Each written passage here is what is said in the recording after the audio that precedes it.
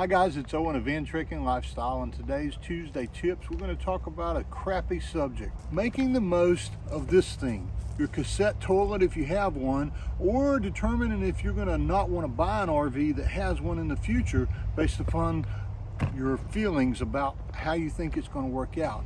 We get asked all the time, do you love yours? Do you hate it? Do you carry that little thing with you that just got invented that lets you use a sewer hose so you can empty it? And do you have any tips for making the most of, well, your crapper? The first time we emptied this thing was in Myrtle Beach State Park, and it was a crap show. That's just gross. But from then on, I've gotten a little bit better and a little bit better and a little bit better, and now I don't mind it at all. Do we carry the little thing that lets us empty it with a sewer hose?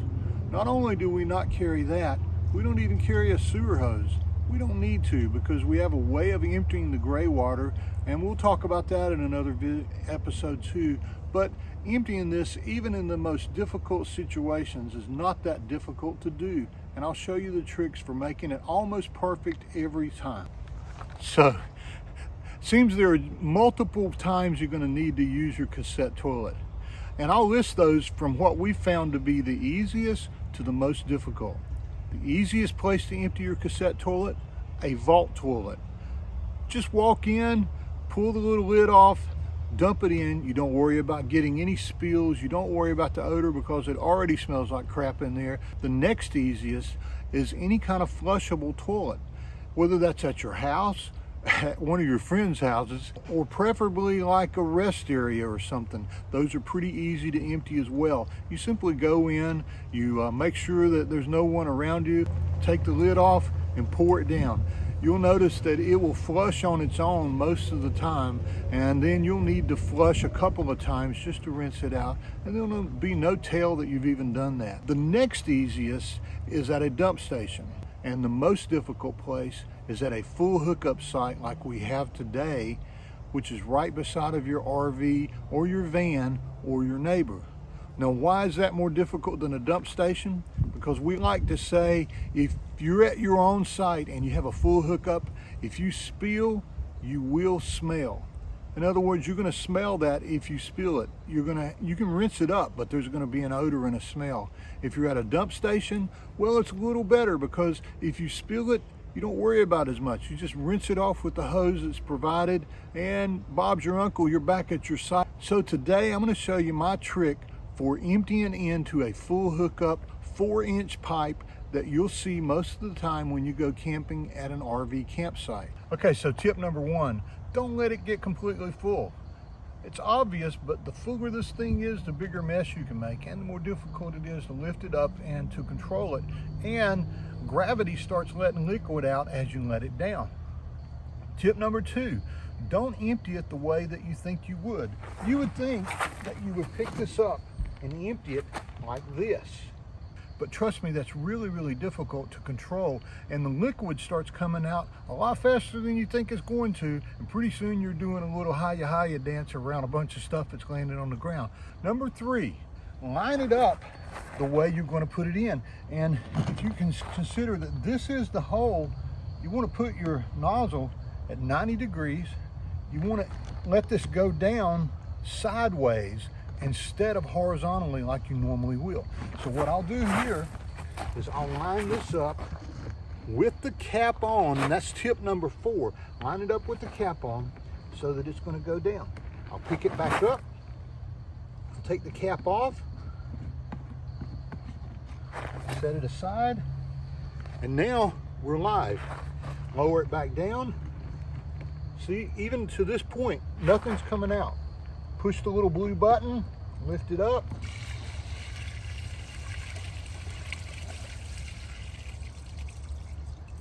And the liquid goes in. Now, put the lid back on, put it back in stowing position, and you're finished. It's really that easy. It's not a difficult thing to do. This is 5 gallons, but if you let it get to be about 3 gallons, just like I just did, it's pretty easy for you to pick it up. It's pretty easy for you to aim it at this 4-inch hole, and then You know, I didn't spill a drop, and I'm betting you'll be able to do a Cousin Eddie with a cassette toilet pretty soon without spilling a drop just by using that method. And every now and then you need to grab some water at a dump station and rinse this thing out. Don't be one of the guys that uses water from here to rinse it out, because you're going to contaminate the water source for you and the next people that come along. So use the water at a dump station, or use an outside garden hose if you're at home. But you need to rinse it out every now and then. So now that you've accomplished the task, you hadn't spilled a drop, you've only got one thing left to do. You need to get some type of black tank treatment solution or solid. We prefer the solution, and I prefer to get it like this because I can just easily put this back into there, and I'll show you that. So you take the lid off. It says 2 ounces, but this is not a regular 40-gallon holding tank. So I just do a little glug into there, put the lid back on, shake it up, pull that down, and now, excuse me, I'm gonna walk in front of you. Make sure this portion of it is closed when you put it in, and the toilet itself will open that up when it gets in.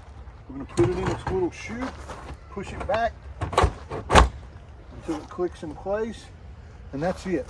Now, for me, I take this, I put it in here, and it rides right there. I close the door. So there are the tips that we use to make emptying a cassette toilet one of the simplest things we've ever done with a van. Now why is that better than having a big RV holding tank? Well, in some cases it may not be. If you go boondocking and you've got a 50-gallon black tank, you can stay there for many days before you have to deal with it. But if you've got a 5-gallon cassette tank, you can stop at any vault toilet. You can find a toilet when you go to town at a service station, or if you happen to have a dump station, you can go there too. You have to address this more often, but it's faster and easier to address. So many folks are probably going to wonder why I don't wear gloves. And you know, if you feel uncomfortable, you probably should wear gloves. But we've done this enough that we use hand sanitizer, and I always spray off the cassette toilet before I finish. So those are the tips that we'd like to share with you today on this Quick Tip Tuesday. So remember, if you have to use a public toilet to dump your cassette toilet, have a little fun with it. While you're pouring it in, moan and groan, and see if you can make the guy beside of you go, son of a... If you can find a vault toilet, stop and use that every single time you see one, because it's just the easiest way. If you're going to use that 4-inch pipe at a full hookup site, make sure you turn it sideways and drop it down, and you'll be just as good at it as I am. Cousin Eddie has nothing on me and you if we do it that way. Until next Tuesday, we hope this helps. Share it with someone you know who just loves talking about crap, or talking crap about you. Until next time, happy tales.